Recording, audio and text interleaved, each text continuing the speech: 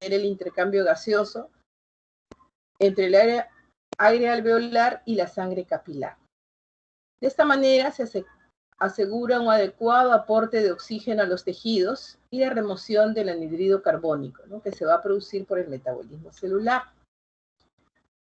Sabemos también que hay un control farmacológico y fisiológico de la vía aérea, ¿no? Está regulado por el sistema nervioso autónomo, mediado por receptores que hay tanto en el músculo liso de la vía aérea, en el epitelio bronquial y en los vasos sanguíneos pulmonares y bronquiales, ¿no? Abundan los receptores simpáticos de tipo adrenérgico y los receptores parasimpáticos de tipo colinérgico.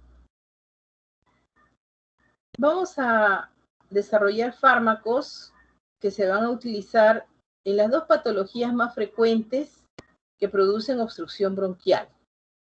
El asma bronquial es una enfermedad bastante frecuente que compromete todas las edades de las etapas de la vida, ¿no? Pero es más frecuente de inicio en la primera infancia, ¿no? Es más frecuente en los niños, pero puede afectar a personas de cualquier edad. Más o menos hay una afectación de 300 millones de individuos a nivel de la Tierra que pueden sufrir de asma bronquial. Y es una enfermedad potencialmente grave y mortal. Y otra enfermedad pulmonar obstructiva crónica que es más frecuente en el adulto. En el niño también puede haber una enfermedad pulmonar obstructiva crónica que viene a ser la displasia broncopulmonar, que generalmente se va a presentar en los pacientes que han nacido con prematuridad extrema y que han recibido ventilación mecánica invasiva prolongada o crónica, ¿no? Entonces, lo común de estas enfermedades es que hay una obstrucción al flujo aéreo, ¿no? Y se va a manifestar por la presencia de broncoconstricción. Recordemos que el músculo bronquial se desarrolla a partir de los 6 meses, ¿no? Entonces, en los niños es frecuente que puedan haber episodios de sibilancias, pero no necesariamente están relacionadas a broncoespasmo o broncoconstricción, ¿no? Es probable que se deba a la obstrucción de la vía aérea porque hay un proceso inflamatorio, un edema de la mucosa que va a interferir en la expiración del aire. Entonces, de todas maneras, estos episodios de obstrucción bronquial van a producir alteraciones en la ventilación-perfusión y si esto es permanente, van a producir aumento de las presiones pulmonares y mayor trabajo respiratorio. ¿Qué es el asma bronquial? El asma bronquial es una enfermedad inflamatoria crónica de las vías respiratorias. En su patogenia van a intervenir diferentes células, ¿no? y que van a producir los mediadores de la inflamación. Puede estar condicionada tanto por factores genéticos como medioambientales. Lo característico de esta entidad es que hay una hiperrespuesta bronquial. Puede ser ante el frío, ante algunos alergenos, como el ácaro, los ácaros, ¿no?, como el polvo, como el polen, olores fuertes, perfumes. Entonces hay una hiperreactividad bronquial. Entonces el paciente puede reaccionar ante muchos estímulos, ¿no? El asma es de causa multifactorial. Pudiera ser que en el asma infantil hay un componente atópico de fondo, ¿no? Pero podemos hablar mucho del asma, hay muchas clasificaciones del asma intrínseca, asma extrínseca, ¿no? Pero según la última clasificación de GINA, podemos, GINA de 2020, catalogar al asma bronquial como asma controlada y asma no controlada. Entonces, el asma controlada, como su nombre lo dice, va a responder a la terapia broncodilatadora y corticoide. Y el asma no controlada va a presentar episodios frecuentes de reagudizaciones, ¿no? Entonces, la característica del asma bronquial es, a pesar de que es una enfermedad crónica, tiene en forma variable y heterogénea muchos episodios de reagudización que se denominan crisis, ¿no? En las crisis se va a caracterizar por sibilancias, sensación de falta de aire, tos y opresión torácica.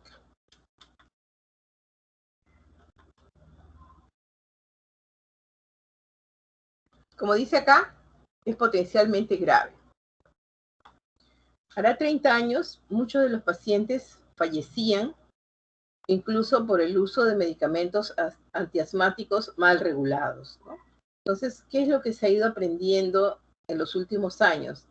A manejar el asma, el tratamiento de mantenimiento, optimizarlo para reducir el número de crisis y evitar que el paciente se exponga a estos medicamentos que pueden tener reacciones adversas que puedan poner en peligro la vida del paciente. Por ejemplo, estoy hablando del año, la década del 80, ¿no? Todavía se utilizaba la adrenalina subcutánea, la aminofilina, para el manejo de la crisis asmática, ¿no? Entonces, habían pacientes que fallecían porque la adrenalina por vía subcutánea y la aminofilina se potencian en sus efectos cardiovasculares para desencadenar arritmias. Entonces, muchos pacientes fallecían de arritmias durante el manejo de la crisis asmática severa, sobre todo, ¿no? Entonces, es importante recordar que para el diagnóstico nosotros tenemos que tener una historia de sibilancias, de estos episodios recurrentes de sibilancias, disnea, opresión torácica y tos, ¿no? La tos puede ser tos seca, irritativa al inicio de la crisis, pero luego va a ser una tos productiva, con gran movilización de secreciones, ¿no? Y las secreciones también se caracterizan por ser muy densas, muy ligosas.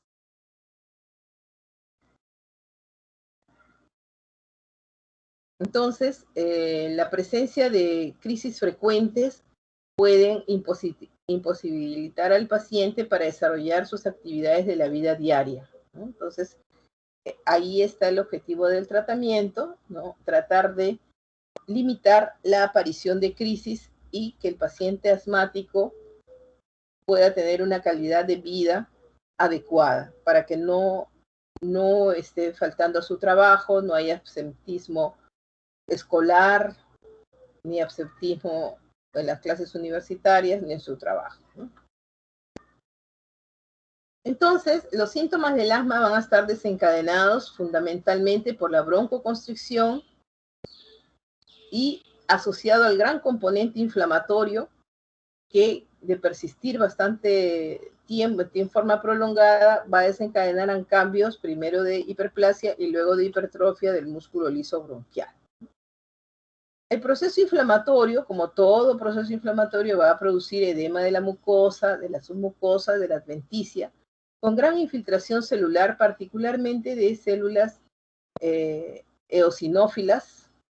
También van a activarse los linfocitos T helper, que van a producir interleuquinas, y los mastocitos, que también van a producir gran liberación de histamina. Entonces, hay una serie de mediadores que son importantes, como el leucotrieno, sobre todo el leucotrieno B4, que van a producir todos los cambios que se producen durante la crisis asmática y también durante la remodelación de la vía aérea, ¿no?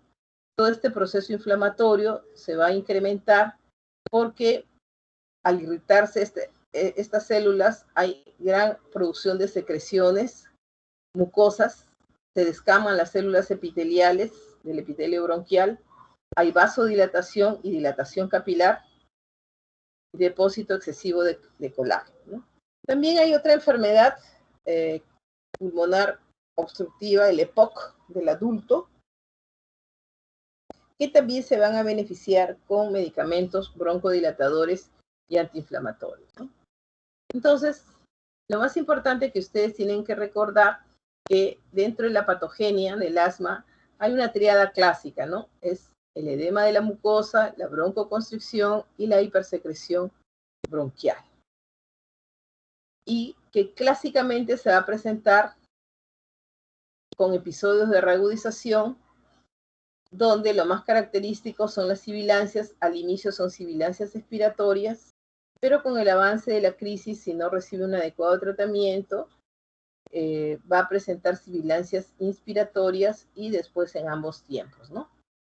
Esto va a condicionar dificultad para respirar, una sensación de ahogo, ¿no? Los pacientes dicen me ahogo, los familiares también dicen se está ahogando, ¿no? Sienten una sensación de opresión torácica, sobre todo en la parte anterior del tórax, y con una tos muy exigente.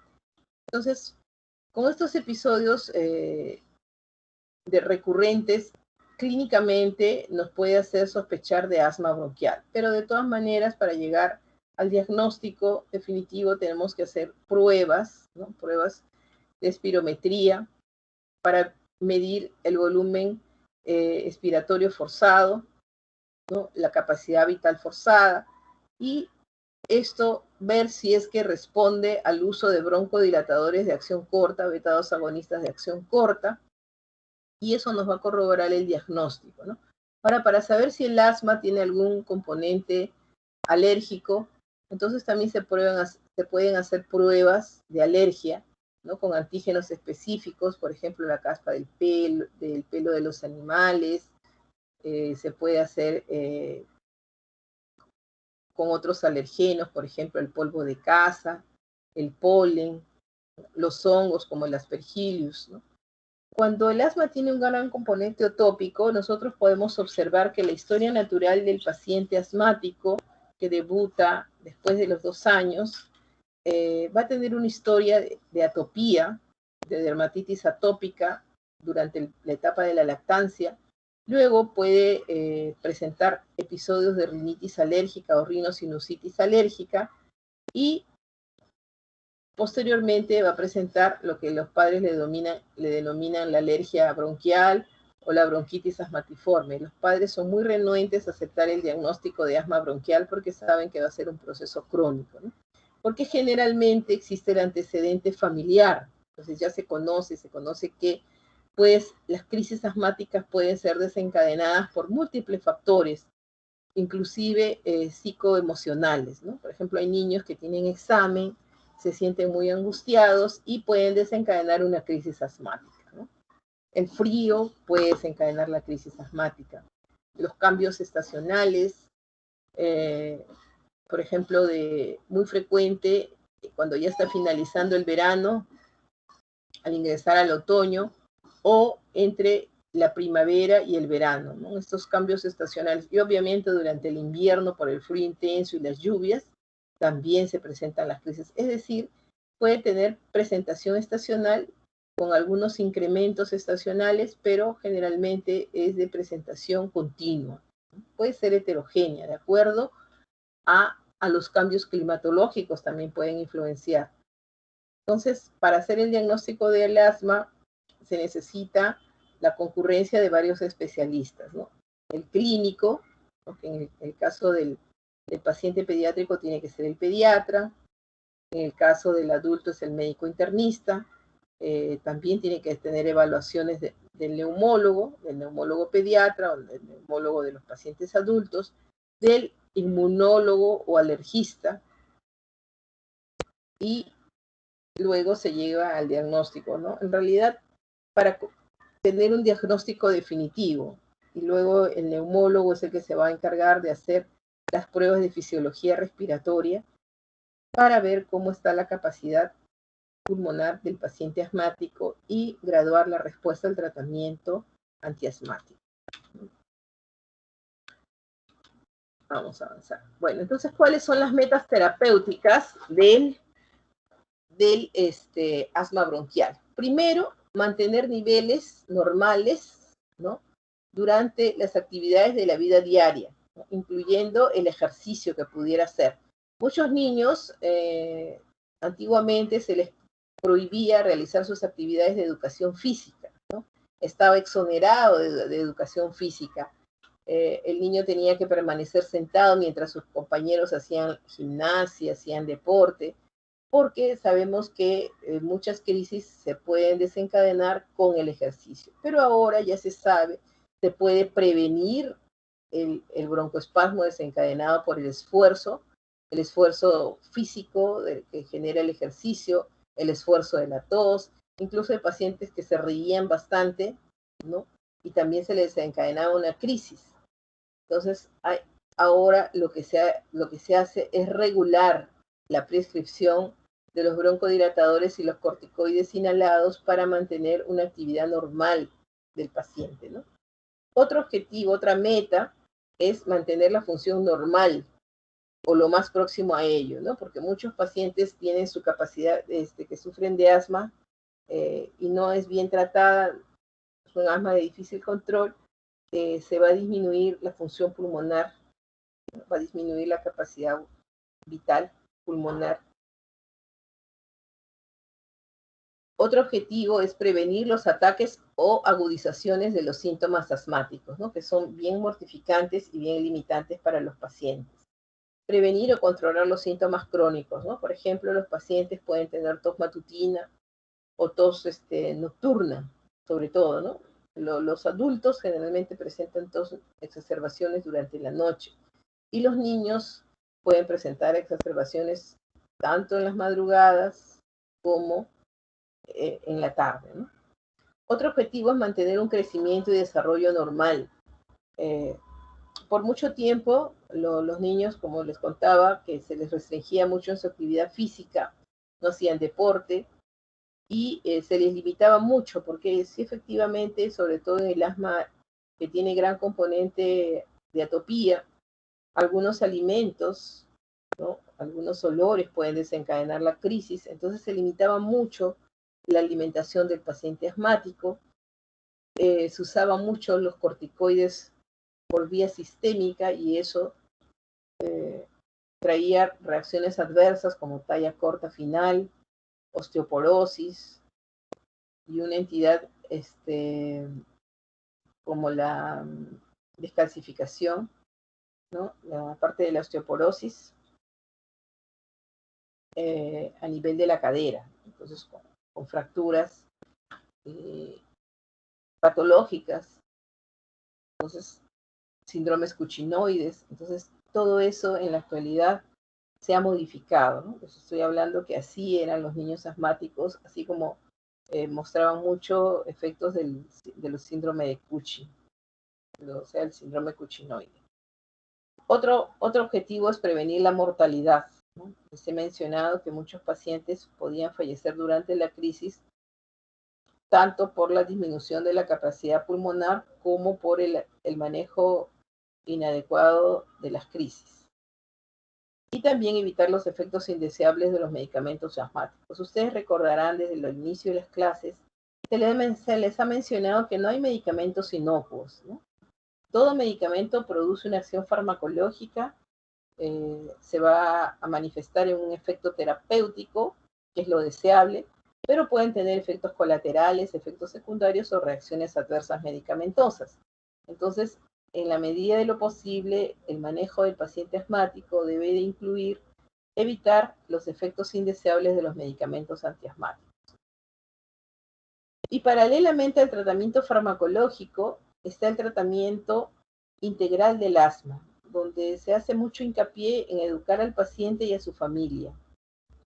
Por ejemplo, si se diagnostica que el paciente niño asmático tiene gran componente de atopía, se le da recomendaciones de cómo tiene que tener la habitación, ¿no? La habitación del paciente asmático, tanto niño como adulto, debe ser lo más sencilla posible, ¿no? En la medida de lo posible, su cama, su mesa de noche, pero no puede tener libreros, no pueden tener peluches, no puede tener un closet lleno de ropa. Las almohadas donde se almacenan los ácaros hay que cambiarlas continuamente. Las paredes de la habitación hay que pintarlas con regularidad.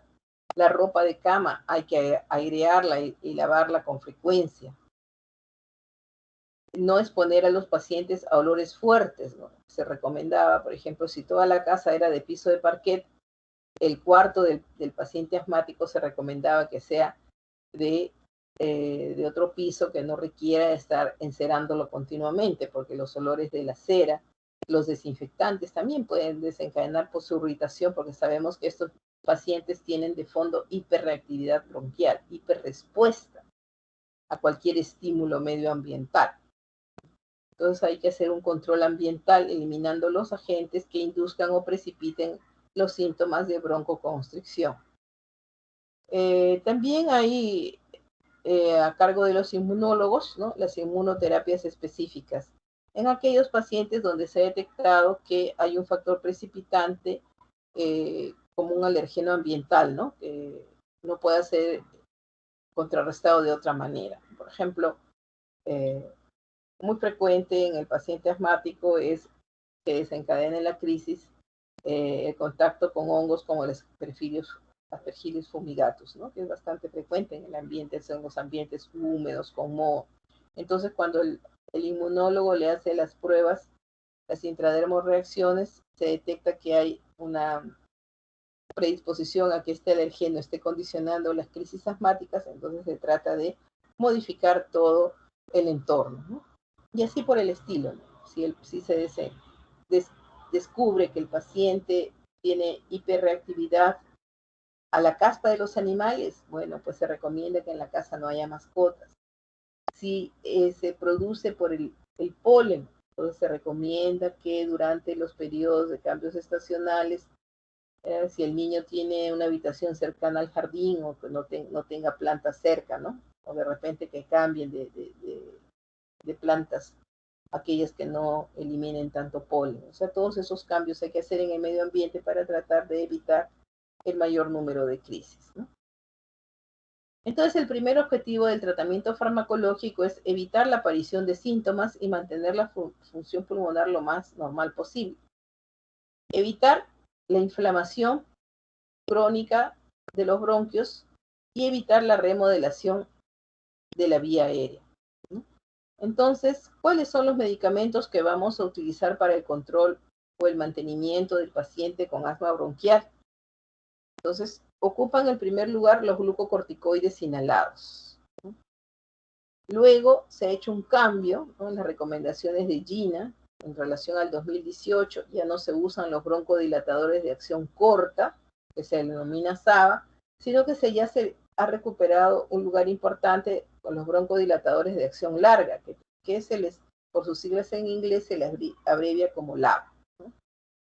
En algunos casos, ¿no?, se utiliza para el manejo del mantenimiento del asma de difícil control los antagonistas de los receptores de los leucotrienos, ¿no?, un anticolinérgico como el bromuro de tiotropio, y en casos de un asma ya no controlada, con exacerbaciones frecuentes, a veces hay pacientes que presentan crisis todos los días. El último recurso, en realidad, aparte de combinar todos estos medicamentos que se utilizan en el manejo, es el uso de anticuerpos monoclonales antiinmunoglobulina E. Y la recomendación, ¿no?, es que se debe dar el tiempo durante la medicación combinada durante un tiempo prolongado, ¿no? No es como muchos pacientes, por eso hay que educar a la familia. Muchos pacientes creen que el tratamiento del asma consiste solamente en revertir la crisis y se rehúsan a usar, ¿no? Entonces dice, se va a hacer dependiente, se va a acostumbrar, y se rehúsan a usar la medicación inhalatoria, ¿no? Porque lo que se recomienda ahora, ya desde hace muchos años, varias décadas atrás, es evitar en la medida de lo posible el tratamiento sistémico para el tratamiento de mantenimiento. O sea, la vía inhalatoria es la indicada para el tratamiento de mantenimiento. Y el segundo objetivo del tratamiento del asma es que cuando aparecen las crisis hay que controlar rápidamente los síntomas producidos, ¿no?, desde el inicio de la crisis, ¿no? Incluso se le educa a la familia. La familia del paciente asmático tiene siempre en su botiquín los medicamentos para el rescate, ¿no? Los medicamentos para el rescate son los broncodilatadores beta-2 agonistas de acción corta, como el salbutamol, el fenoterol y la terbutalina. Y puede utilizarse en forma combinada con los anticolinérgicos inhalados como el bromuro de ipatropio. Es decir, que se recomienda al inicio de la crisis tratar de controlar la crisis en el domicilio para evitar las que el paciente acuda a la emergencia, porque muchas veces las crisis se presentan en la noche o en la madrugada. Entonces, y hay que evitar la progresión a la crisis grave. Entonces, se le educa a la familia y la familia ya sabe, ¿no? Que si se ha presentado el inicio de la crisis, se comienza a hacer el rescate con los SABA por vía de aerosol terapia. Entonces, cuando llegan, si esto no se resuelve la crisis, ya llegan a emergencia, entonces pasamos al siguiente paso. El asma no controlada, entonces va a requerir, o de difícil control, va una combinación de fármacos antiinflamatorios, que van a ser los corticoides inhalados, ¿no? Los broncodilatadores de acción corta solo durante la crisis y con la menor dosis posible. Y el objetivo es tener que utilizar poco o nada la medicación de rescate, ¿no? Entonces esto se considera que el tratamiento está siendo exitoso y luego pasamos ya pues a que el paciente ya tiene un cuadro de asma controlada. Y cuando el paciente tiene un asma controlada, los síntomas van a ser muy ocasionales, ¿no? Y van a presentar síntomas leves y de corta duración. Generalmente desaparecen los síntomas nocturnos. Y en estos casos se puede usar broncodilatadores de acción corta. Bueno, esto es para, hay muchos resistencia de los padres cuando el pediatra le da el diagnóstico de asma bronquial, ¿no? Entonces existe el índice predictivo del asma, ¿no? El IPA. Por ejemplo, no podemos decir que un niño lactante con mucha facilidad que tenga asma, porque sibilancias, ya les he dicho, no es sinónimo de broncoconstricción. El niño puede tener episodios de sibilancias en menor de 2 años y pueden ser desencadenados por infecciones virales, ¿no? Por ejemplo, el cuadro de bronquiolitis. El cuadro de bronquiolitis se puede presentar clásicamente con una infección respiratoria alta y sibilancias. Y el paciente puede tener hasta 2 episodios de bronquiolitis en sus 2 primeros años. Eso no significa que se está prediciendo que va a ser un paciente asmático, ¿no? Pero los padres de estos niños, sobre todo si hay antecedentes de asma en la familia, se preocupan mucho, ¿no? Entonces, hay criterios, ¿no? Hay criterios. Por ejemplo, lactantes que hayan presentado, porque les he dicho que hasta 2 episodios pueden ser de origen viral, pero si el paciente lactante presenta 3 o más episodios de sibilancias al año durante los primeros 3 años de vida, sería un criterio mayor, ¿no? Otro criterio mayor es que uno de los padres tenga diagnóstico de asma.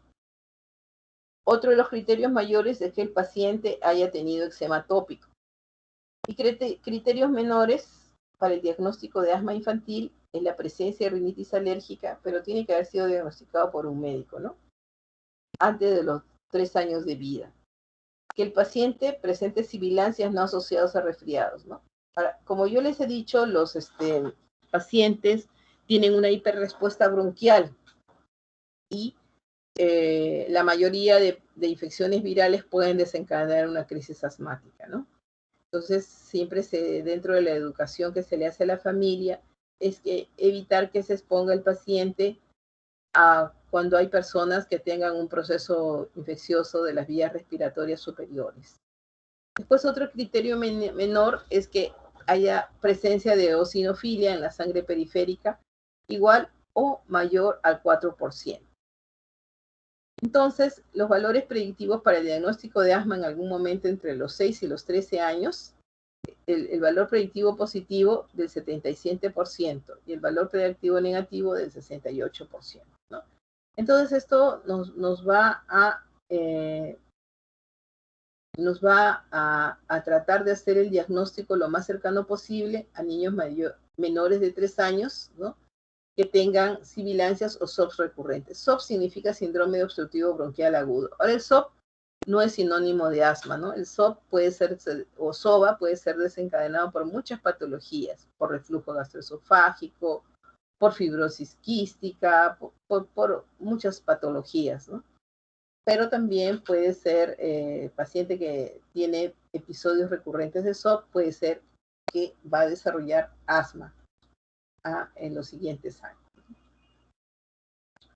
Bueno, entonces este cuadrito es para demostrar que para complementar el estudio del paciente asmático se le va a someter a pruebas de espirometría para medir el flujo expiratorio forzado, ¿no? Y la capacidad vital pulmonar. Y esto, si hay respuesta a los broncodilatadores, estamos tratando de un proceso obstructivo. Entonces, como les repito, la vía inhalatoria es la de elección tanto para el tratamiento de mantenimiento como para el tratamiento de rescate, ¿no? Y en los niños menores de 7 años se recomienda el uso de cámaras espaciadoras, porque los niños antes de los 7 años no tienen una coordinación entre lo que es la inspiración y la expiración. Entonces, se aplica el dispositivo, ¿no? Con micro MDI, ¿no?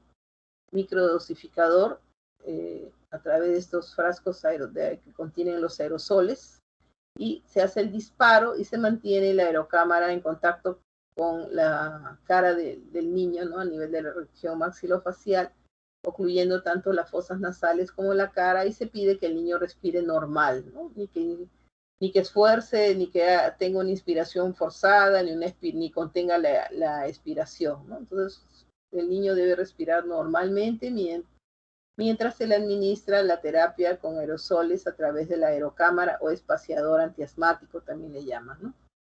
La vía inhalatoria tiene las ventajas de que se absorbe rápidamente, no es una vía invasiva, o sea, no va a provocar dolor, y disminuye los efectos sistémicos, aunque de todas maneras, con el uso prolongado, sí puede haber absorción sistémica e incluso reacciones adversas, pero claro, son mucho menores que cuando el fármaco se administra por vía oral o por vía parenteral. Desventajas: podría ser que haya una potencial pérdida de la eficacia terapéutica de algunos fármacos con respecto a otras vías de administración, ¿no? Por ejemplo, en las crisis no vamos a usar el rescate con corticoides inhalados. Obviamente tenemos que pasar al uso de corticoides por vía sistémica, ¿no? Y como dice acá, son necesarios los dispositivos especiales porque los pacientes requieren ciertas habilidades para poder tener éxito con la vía inhalatoria, ¿no? Muy bien, entonces existe una combinación de fármacos que vamos a utilizar para el manejo del asma bronquial. Tenemos los broncodilatadores. Dentro de los broncodilatadores, los exponentes más representativos son los beta-2 agonistas, ¿no? Los beta-adrenérgicos o simpático-miméticos. En segundo lugar, los anticolinérgicos, ¿no? A nivel de receptor antimuscarínico, y las metilxantinas, que son las menos utilizadas porque son las que más reacciones adversas medicamentosas presentan. Y los antiinflamatorios de acción local a nivel del epitelio bronquial, tenemos los corticosteroides, los antagonistas de los leucotrienos y los inhibidores de la liberación de los mediadores inflamatorios, como son las cromonas. Muy bien, entonces los broncodilatadores, como su nombre lo dice, son aquellos fármacos que van a producir relajación de la fibra muscular lisa del músculo bronquial y van a causar una corrección inmediata de la obstrucción de la vía respiratoria del paciente asmático, ¿no? Entonces nosotros vemos acá que este es el diámetro normal, la luz bronquial, ¿no? Y este es el diámetro reducido del bronquio cuando hay un episodio de broncoconstricción. Entonces tenemos que los beta-2 adrenérgicos se pueden subdividir en aquellos que son no selectivos, ¿no? Como la adrenalina, que va a actuar tanto a nivel de los beta-1 y beta-2, ¿no? Y son bastante potentes, pero a la par de su potencia broncodilatadora también tienen sus reacciones adversas más severas que aquellos que son los beta-agonistas, las agonistas beta-2 selectivos, que van a actuar exclusivamente sobre los receptores beta-2, ¿no? Del árbol bronquial. Pueden también ser muy potentes y la gran ventaja es que no actúan sobre los beta-1, es decir, no van a provocar estímulo al músculo cardíaco, como pueden presentar aquellos beta-2 no selectivos, ¿no? De estos, de los beta-2 selectivos, tenemos los de acción corta, ¿no? y los de acción larga. Acá estamos mencionando, los más utilizados de este grupo son la terbutalina, el fenoterol y el salbutamol, pero también tenemos el carbuterol y el procaterol, ¿no?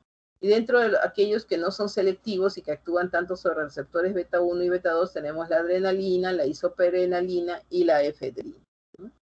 Entonces, tiene sus indicaciones, ¿no? En algún asma muy severa se puede utilizar la adrenalina, ¿no?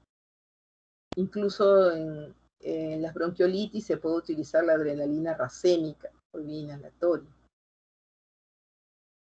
La adrenalina, ¿no?, que es beta 2 no selectivo, viene en ampollas y su concentración es de 1 en 100, ¿no? En ampollas de 1 miligramo por mililitro. Y la dosis en niños va de 0.01 a 0.04 mililitros por kilo de peso, ¿no?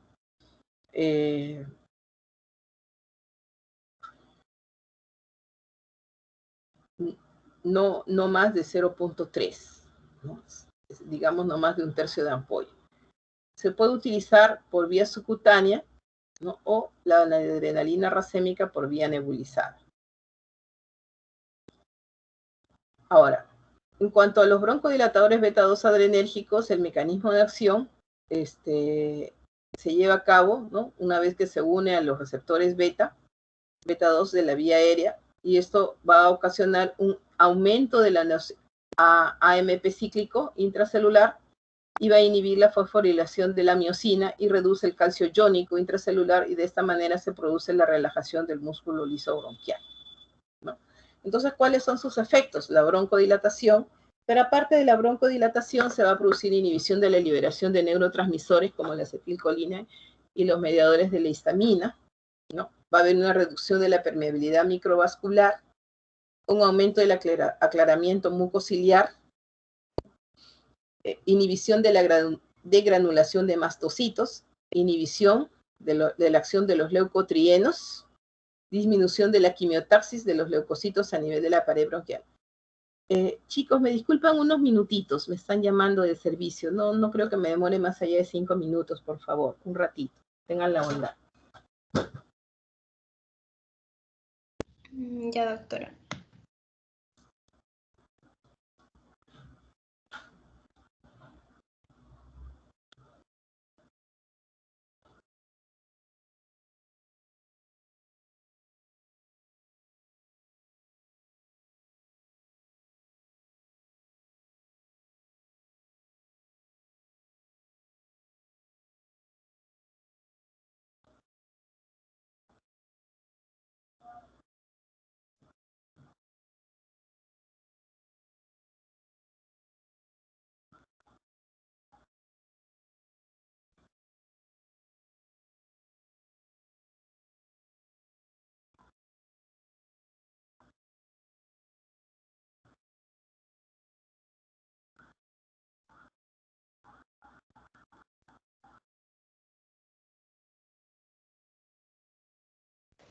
La integral de x cuando x va de 0 a...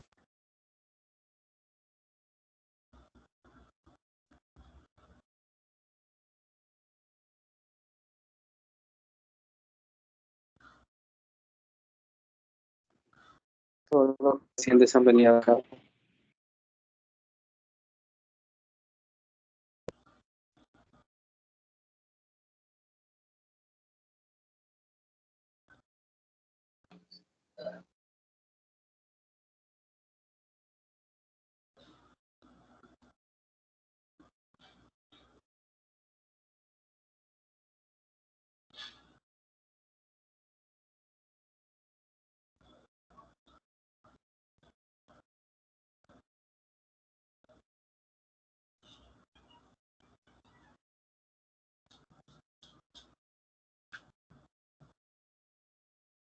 Muy bien, gracias, ya estoy acá. Bueno, entonces, aparte, o sea, los beta 2 agonistas, aparte de producir broncodilatación, van a actuar a nivel de muchos de los mecanismos que se producen durante la crisis, ¿no? La broncoconstricción y el proceso inflamatorio.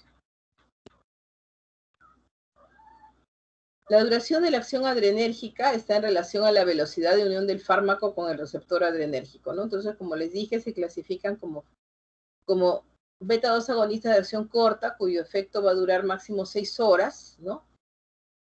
Y los de acción prolongada, que podemos prescribirlos cada 12 horas. Los de acción corta tenemos que también se les denomina como, ¿recuerdan cómo se recomienda en las guías? Como SABA, ¿no es cierto? Tenemos el fenoterol, el salbutamol y la terbutalina. En realidad, los que más se utilizan son el fenoterol, nombre comercial, Verotec, el más conocido, y el salbutamol, que tiene muchos nombres.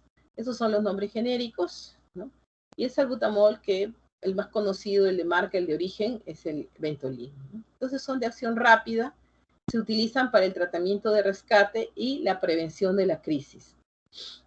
Y los de vida media larga, que son el salmeterol, el formoterol y el clenbuterol, que son de acción prolongada, se prescriben cada 12 horas, se utilizan para el tratamiento de mantenimiento, tanto para el asma persistente, moderada y grave, como para los cuadros de enfermedad pulmonar obstructiva crónica del adulto, o sea, el EPOC.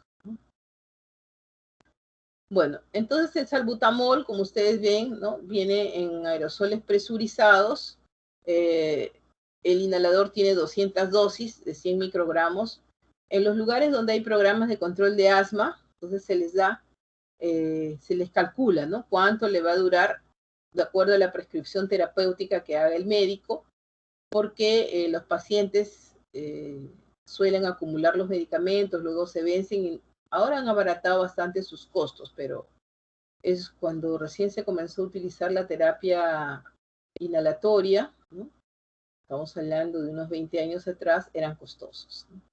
También tenemos que vienen en solución para nebulizar, ¿no? La solución para nebulizar, donde 1 mililitro equivale a 5 miligramos, ¿no? Y la presentación oral, que cada vez se usa menos, como hemos visto acá, ¿no?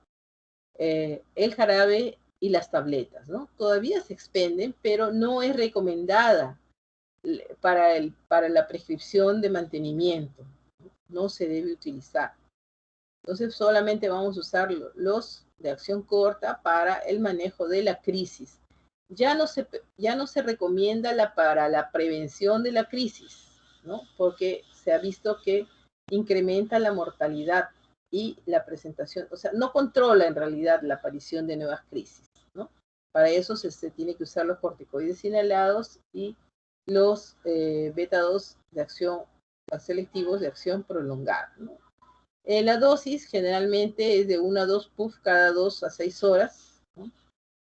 Y en los niños 0.1 miligramos por kilo por dosis de 2 a 4 veces al día. Entonces, y las nebulizaciones, generalmente lo que hacemos es el peso del niño entre 3 a 5, ¿no? Por ejemplo, si el paciente pesa 15, ¿cuánto voy a utilizar para nebulizarlo? 15 entre 3, 5. 15 entre 5, 3. O sea, la dosis promedio va para fines prácticos, ¿no? De 3 a 5 gotas. Entonces agarro 4 gotas. El paciente que tiene 15 kilos, lo nebulizo con 4 gotas. Ahora la nebulización se pone la solución del broncodilatador diluido en 4 centímetros de suero fisiológico y se conecta a la máscara de nebulización, se conecta a una fuente de oxígeno, ¿no? Y esto dura más o menos de 5 a 10 minutos y el manejo de la crisis, por ejemplo, se tiene que nebulizar cada 20 minutos por 3 veces en la primera hora y luego esto va a ser reevaluado, el paciente tiene que ser reevaluado. El otro fármaco bastante utilizado es el fenoterol.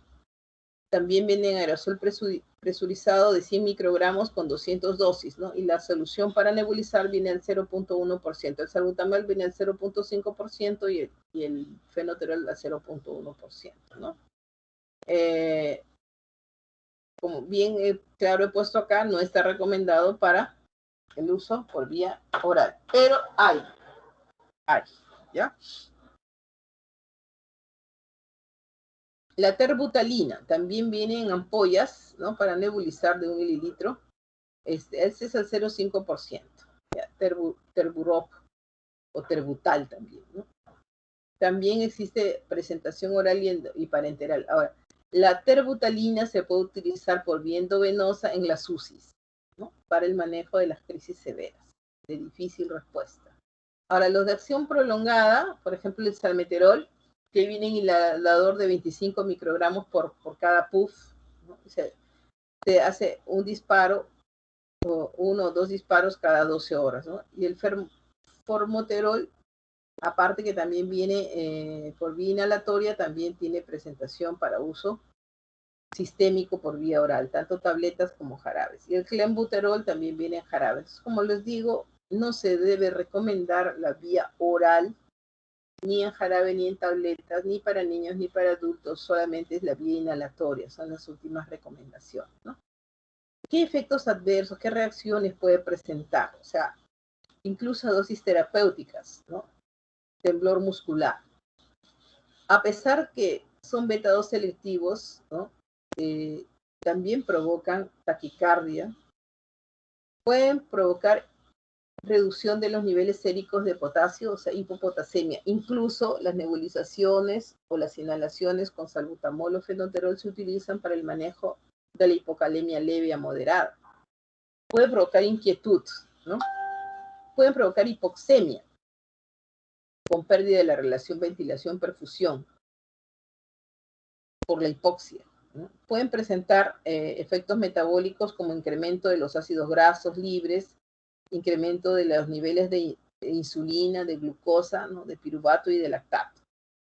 Y la adrenalina, que ya sabemos que no es selectiva, es más, todavía produce más taquicardia y puede desencadenar arritmias, ¿no? Arritmias, sobre todo arritmias ventriculares, y puede agravar la angina de pecho. Y la terbutalina suprime el trabajo de parto, ¿no? Muy bien. Entonces, dentro ya hemos visto, hemos revisado los beta-2 agonistas de acción corta y de acción prolongada. El otro grupo de broncodilatadores tenemos los anticolinérgicos que se unen a nivel de los receptores antimuscarínicos, que tenemos la atropina, el bromuro de hipatropio y el bromuro de tiotropio, ¿no? Entonces, el mecanismo de acción es que reduce la contracción de la musculatura lisa y también reduce, por sus propiedades anticolinérgicas, la secreción glandular mediante el bloqueo de los receptores muscarínicos de la acetilcolina, ¿no? Entonces, es un coadyuvante muy importante en el tratamiento broncodilatador del asma y en la reducción de las secreciones, ¿no? También se puede utilizar en el EPOC y en casos de laringoespasmo, ¿no? ¿Qué reacciones adversas va a producir? Boca seca, visión borrosa, retención urinaria. Entonces, estos anticolinérgicos son antagonistas competitivos en la unión de la acetilcolina a los receptores de tipo muscarínico, ¿no? M1, M2, M3. Los efectos de la acetilcolina en el aparato respiratorio incluyen no solo la broncoconstricción, sino también el incremento de las secreciones bronquiales, ¿no? Y les he dicho que en el asma las secreciones son muy densas, muy ligosas, ¿no? Entonces, además de utilizar los broncodilatadores, no nos olvidemos de administrarle una adecuada hidratación, ¿no?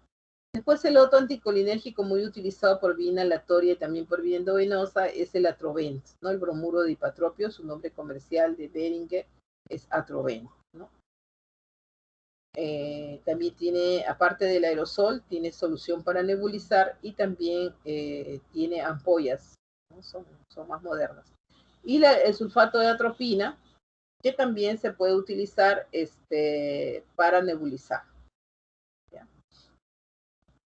Que ya hemos visto las reacciones adversas: se queda en la boca, visión borrosa, alteración del gusto, náuseas, vómitos, disfagia, estreñimiento, retención urinaria, midriasis, fotofobia, palpitaciones, cefalea, confusión mental y somnolencia. Entonces ya sabemos que son antagonistas competitivos de los receptores muscarínicos. Ya, las metilxantinas es el otro grupo importante de broncodilatadores, ¿no? Que se usaban mucho en la actividad y que ahora solamente se usan para el manejo de las crisis graves, ya no se utiliza para el tratamiento de mantenimiento.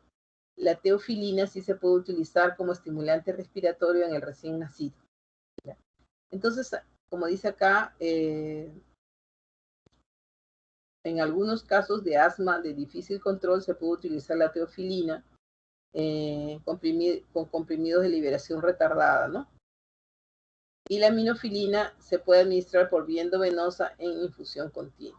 ¿Cuál es el mecanismo de acción que inhiben a las enzimas fosfodiesterasas, ¿no? Antagonista de los receptores de adenosina, inhiben la liberación de histamina y leucotrienos, ¿no? Inhiben la liberación de interleuquina 10, de esta manera reducen los efectos inflamatorios, ¿no? Disminuyen el calcio intracelular y también el desacoplamiento del calcio intracelular. Entonces las metilxantinas también, como les repito, aparte del efecto broncodilatador, pueden ser estimulantes respiratorios, ¿no? La teofilina es una metilxantina, ¿no? Muy emparentada con la cafeína y la teobromina, ¿se acuerdan? Son dentro de las aminas despertadoras, ¿no? Y puede utilizarse, como les digo, en casos muy puntuales cuando hay dificultades para el manejo de la crisis, del mantenimiento, perdón, ¿no? Entonces, su mecanismo de acción, aparte de la inhibición de las enzimas fosfodiesterasas, no está claro, ¿no? Sabemos que no es su único mecanismo de acción. Aparte del bloqueo de la inhibición de la enzima fosfodiesterasa y el bloqueo de los receptores de adenosina, no se conoce qué otros mecanismos tenga, ¿no? Para poder obtener, aparte la relajación del músculo liso bronquial, la vasodilatación a nivel de los vasos pulmonares, también aumenta el flujo sanguíneo, disminuye la hipertensión pulmonar. ¿Ya? Ya hemos dicho, la presentación de ampollas de aminofilina, no se recomienda el uso salvo casos muy excepcionales de aminofilina por vía oral, ¿no? ¿Cuáles son sus reacciones adversas medicamentosas a nivel cardiovascular? Destacan, ¿no? Palpitaciones, extrasístoles, precipitación de arritmias. A nivel gastrointestinal, náuseas, vómitos, diarrea, dolor epigástrico. Recuerde que es un estimulante de la secreción de ácido clorhídrico. A nivel del sistema nervioso central, inquietud, insomnio y en dosis altas o en niños muy pequeños, convulsiones, ¿no? Aparte, a nivel renal tienen efecto del efecto diurético que incrementa la diuresis, pueden provocar con el uso prolongado albuminuria y hematuria. Está contraindicado usar las metilxantinas en pacientes que tengan hipertiroidismo, que hayan tenido un reciente infarto agudo del miocardio y que tengan hipersensibilidad a las teofilinas, ¿no? Y ese es entonces todo el grupo de broncodilatadores. Y el segundo gran grupo son los antiinflamatorios, donde tenemos pues que se utilizan los glucocorticoides. Y tenemos dos formas de presentación: los corticoides inhalados, tanto de acción corta como de acción prolongada, y los corticoides de acción sistémica, ¿no? Entonces tenemos la beclometasona, ¿no? Que es una corticoide inhalado de acción corta, y el budesonide y la fluticasona, que son de acción prolongada, ¿no? Estos son los de elección en el tratamiento de mantenimiento. Y los corticoides sistémicos que se van a utilizar durante la crisis, ¿no? Entonces puede ser por vía oral, por ejemplo, lo podemos manejar en el paciente de acuerdo al grado de severidad.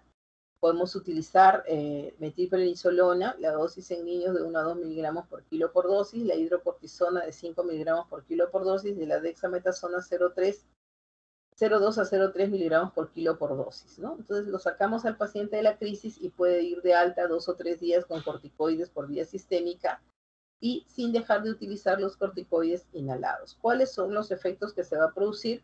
Van a contribuir a la disminución del broncoespasmo, disminuye la producción de moco, ¿no? Y obviamente pueden provocar, si se utilizan con cámaras espaciadoras en niños y no se tiene una buena higiene, puede aparecer, como eso reduce la defensa local, puede provocar Muget. Y también puede provocar, o sea, la candidiasis, ¿no? Oral. También puede provocar ronquera y afonía. El mecanismo más probable es la inhibición de la traducción del ARN mensajero de los ribosomas, ¿no? Y se ha demostrado que hay inhibición de la síntesis de proteínas ribosomales y de los factores de iniciación de la traducción. La síntesis de compuestos de gran potencia tópica y escaso efecto sistémico por la rápida metabolización ha revolucionado el tratamiento del asma, ¿no? Posicionándose como la droga de primera elección en el manejo del asma bronquial, todas sus etapas, digamos, ¿no? Aparte de esto, van a inhibir la acción de muchas de las células inflamatorias que participan en la patogenia del asma, ¿no? De los macrófagos, de los linfocitos T, de los eosinófilos y de las células epiteliales, ¿no? Reducen el número y la activación de los eosinófilos. De esa manera desencadenan la apoptosis de estos mismos eosinófilos, disminuyen algunos de sus factores quimiotácticos que incluyen la interleuquina 3, la interleuquina 5, ¿no? Y otras quemotaxinas, ¿no?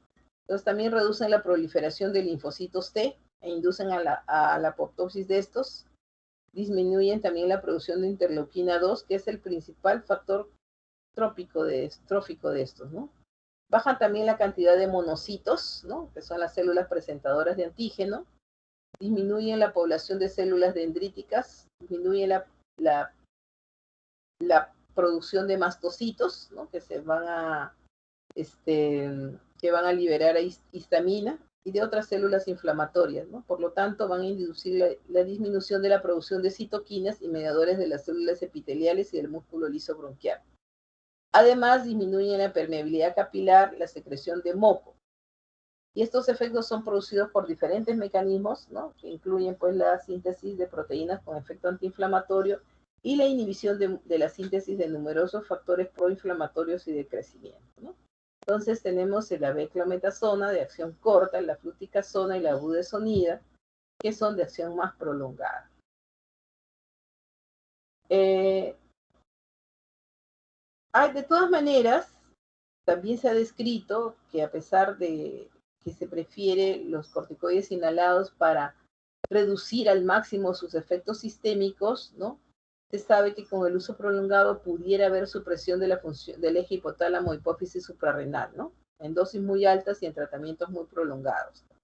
Entonces nosotros sabemos que con la administración por vía sistémica de 7 días, ¿no? De un glucocorticoide estamos bloqueando el eje hipotálamo hipófisis suprarrenal, de tal manera que nosotros, después de 7 días de tratamiento de mantenimiento con corticoide, tenemos que hacer el descenso progresivo para ir recuperando, que se recupere la función del eje hipotálamo hipófisis suprarrenal. Pero generalmente al paciente se le da una dosis corta de cuando sacamos al paciente de alta después de una crisis, le damos corticoide sistémico, ¿no? Como les digo, de acuerdo a la severidad de la crisis, pero por un máximo de 3 a 5 días. ¿Ya? Entonces, en ese momento no se está bloqueando el eje hipotálamo hipófisis suprarrenal. También pudieran tener efectos sobre el metabolismo óseo, ¿no? Aunque las dosis de corticoides, o sea, cuando se da por 3 días, se reduce el efecto sobre la mineralización del hueso, ¿no? Se reduce la osteoporosis, pero también se ha demostrado que los corticoides a dosis altas por vía inhalatoria pudieran provocar disminución de la densidad ósea, ¿no? Con predisposición a osteoporosis. Igual, efectos, habíamos dicho que los efectos, las reacciones adversas de los corticoides sistémicos son la talla baja, en el niño la talla baja final. Entonces, el uso de dosis altas por vía inhalatoria también puede traer problemas de crecimiento en niños, ¿no? Por eso es que hay que monitorizar el desarrollo y crecimiento de estos pacientes. En el embarazo, la budesonida tiene categoría B, ¿no? O sea, no se evidencia riesgo. Mientras que los demás, como la fluticasona y la beclometasona, están relacionados con categoría C, ¿no? Igual, durante la etapa de la lactancia, en la madre y en el niño hay que sopesar riesgo-beneficio, ¿no? Entonces, el uso de los glucocorticoides, ¿no? Entonces, es en el profilaxis y tratamiento, o sea, la profilaxis de las crisis y el tratamiento crónico del asma y de la enfermedad pulmonar obstructiva crónica, ¿no? En la crisis de broncoespasmo, las crisis asmáticas se utilizan junto con los broncodilatadores, pero recalco por vía sistémica, bien sea por vía oral, como la prednisona, ¿no? O la prednisolona, o por vía endovenosa, ¿cuáles son? Metilprednisolona, hidrocortisona o dexametasona, ¿no? También se puede utilizar los corticoides por vía inhalada en los casos de rinitis alérgica y otitis media serosa, ¿no? A través de aerosoles nasales.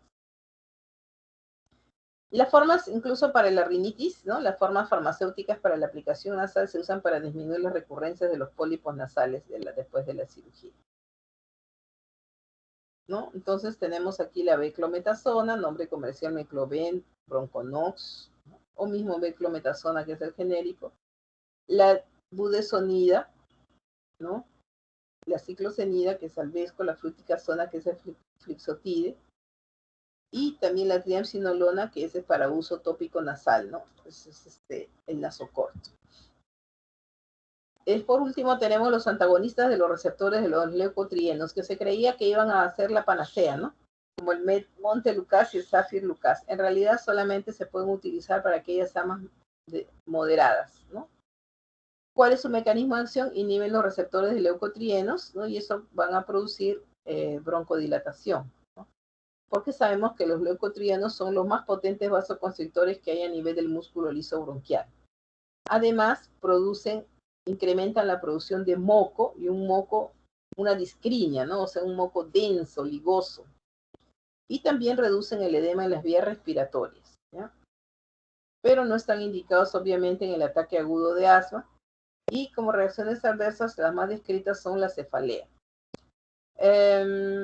Cuando se utiliza así en forma prolongada, su biodisponibilidad oral no se afecta con los alimentos, ¿no? Su tiempo de vida media es aproximadamente de 5 horas y se puede administrar solo una vez al día. Las principales reacciones adversas son los disturbios gastrointestinales, la sequedad de la mucosa oral, reacciones de hipersensibilidad, alteraciones a nivel de las enzimas hepáticas, puede haber incremento de transaminasas. A nivel del sistema nervioso central puede haber vértigo, ¿no? Cefalea, cansancio, puede haber alteración del sueño, fiebre, atalgia, mialgias, ¿no? Y pueden condicionar las infecciones del tracto respiratorio superior. Entonces sabemos que no es un broncodilatador, no puede utilizarse en reemplazo de los broncodilatadores, pero puede ser un coadyuvante en el manejo, ¿ya? Y por último, la liberación de los mediadores, las cromonas, como el neodocromil y el cromoglicato disódico, que van a impedir la liberación de los mediadores de la inflamación a nivel de los linfocitos y los basófilos, ¿no? Se puede utilizar cromoglicato vía inhalatoria. Se utilizan en la prevención del asma inducida por alergenos externos, por la reducción del asma desencadenada por el ejercicio, el frío, los alimentos, ¿no? Pero pueden tener efectos adversos de alterar el gusto, producir cefalea, náuseas y tos, ¿no? Bueno, aquí creo que... pero no nos olvidemos que cuando vamos a manejar la crisis asmática tenemos que evaluar el grado de severidad. Hay muchos score, ¿no? Por ejemplo, el más utilizado en pediatría es el score de Birman y Pearson, ¿no? Entonces nosotros catalogamos a la crisis como leve, moderado, severa. Y si nosotros tenemos para hacer la espirometría, ¿no? Entonces podemos también hacerle la flujometría, le podemos hacer, ¿no?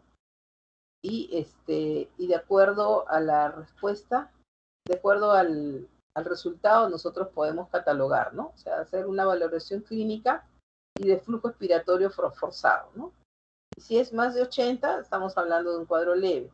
Si la crisis asmática es moderada, el flujo expiratorio forzado está entre 60 y 80, y si es una crisis asmática, está en menos de 60. ¿Ya? Entonces, por ejemplo, aquí podemos utilizar, ¿no?, el manejo de la crisis por beta-2 agonistas nebulizados, ¿no? Beta-2 agonistas nebulizados y corticoides intravenosos. Y si la crisis es muy severa, aparte del manejo con corticoides sistémicos y broncodilatadores vía nebulización, se tiene que valorar su ingreso a UCI para soporte ventilatorio invasivo o no invasivo, ¿no? Aparte de eso, es muy importante mantener una oxigenación adecuada y una hidratación adecuada, ¿ya? A quienes le aplicamos oxígeno, el soporte oxigenatorio, cuando el paciente a nivel de aquí de nuestra ciudad de Lima satura menos de 92%. ¿Y con qué le podemos dar la oxigenoterapia? Tiene que ser oxígeno húmedo tibio. Puede ser a través de cánula binasal, a través de máscaras de reservorio o a través de blenders, ¿no?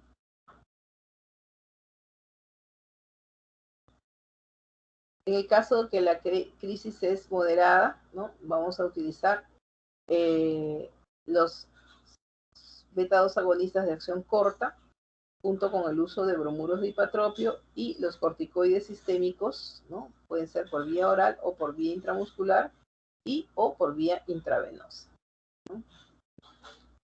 Ya hemos visto la crisis severa. Estas son las recomendaciones del GINA del 2019. Entonces, en conclusión, el tratamiento de la obstrucción de las vías aéreas generalmente requiere el uso de antagonistas de la broncoconstricción, ¿no? Que van a actuar a nivel de la musculatura lisa peribronquial, y en forma ocasional el uso de agentes que van a modificar el desequilibrio neurogénico, la sobrecarga colinérgica, el edema bronquial y la hipersecreción de moco. Nos estamos refiriendo a los anticolinérgicos, ¿no? Y el uso a largo plazo de los medicamentos antiinflamatorios, nos estamos refiriendo a los glucocorticoides inhalados, disminuye la obstrucción de las vías aéreas porque disminuye la reacción exudativa de los tejidos epitelial y submucoso y favorece la regeneración del epitelio bronquial. Muchas gracias por su atención y por haberme permitido hacer la clase. Ustedes saben que me es bien difícil hacer en horas de la mañana. No sé si tuvieran alguna pregunta, por favor. Creo que han estado agotados por la Doctora, contenido. Sí, diga.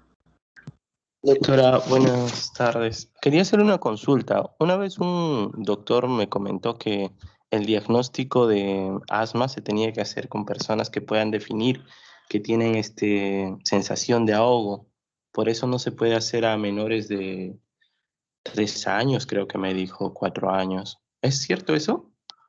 Bueno, les estoy diciendo pues que hay criterios, por eso se utiliza en pediatría el índice predictivo del asma, ¿no? El IPA. Entonces, nosotros podemos hacer la valoración integral, ¿no? Hemos visto que hay criterios mayores y criterios menores. O sea, es difícil diagnosticar al asma en niños menores de 2 años. Para eso hay criterios. Y el niño menor de 2 años no tiene, les he dicho que no, hasta los 7 años no había una buena coordinación entre los tiempos de la inspiración, el tiempo de los respiratorios, ¿no? Entre la inspiración y la expiración. Entonces es difícil. Pero al niño se le puede hacer desde los 3 a 4 años, ya puede soplar, entonces ya puede hacer su flujometría, ¿no?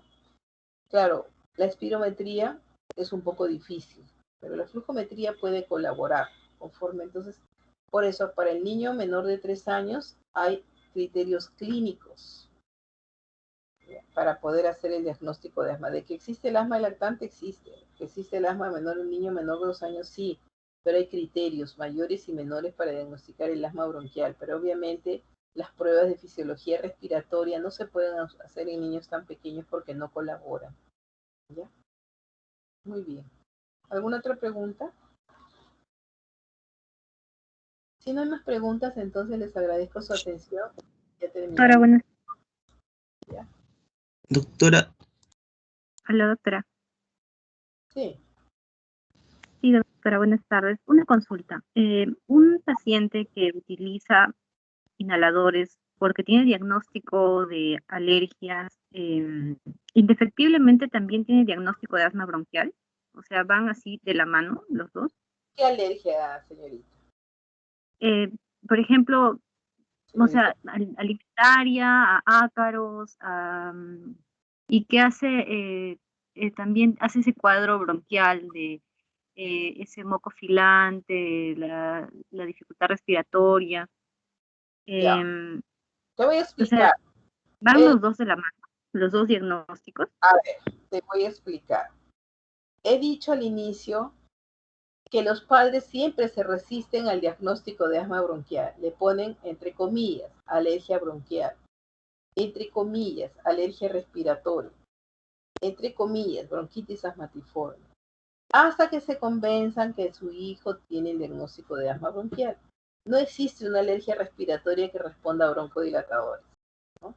¿Por qué? Porque ya hemos visto que en la patogénesis del asma hay muchos factores, incluyendo los atópicos, ¿no? Puede ser desencadenada la crisis por alergenos. pero el hecho de que presente hiperreactividad bronquial es uno de los componentes del asma bronquial, es uno de la etiopatogenia del asma bronquial.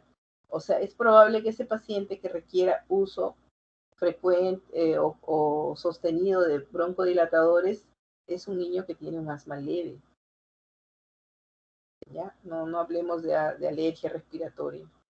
La alergia respiratoria es la rinitis alérgica, la rhinosinusitis, pero una alergia bronquial no existe. Existe el asma bronquial, de causa multifactorial. ¿Ya? Sino que, como les digo, tenemos que tener mucho tino para hacer el diagnóstico y para que los padres se convenzan. Ese paciente que, entre comillas, tiene alergia bronquial en algún momento de su vida va a ser crisis. Entonces ya sabemos que el asma es una enfermedad inflamatoria crónica con episodios recurrentes, ¿no? De broncoconstricción, tos o presión torácica y sibilancia. Ese es el asma bronquial, esa es la definición de asma bronquial, ¿ya? ¿Alguna otra pregunta? Doctora, soy Foli. Sí, doctora, ya le tomé cuando inició su clase nada más. Doctora, ¿podría subir las diapositivas, por favor, al team? Ya las voy a poner en PDF y las subo, te las mando por correo, ¿ya? Ya, doctora, por favor. El lunes es nuestro examen. Ya. Ya, doctora, muchas gracias. Poli, Ya, muy bien. Hasta luego. Doctora, muchas gracias. Poli.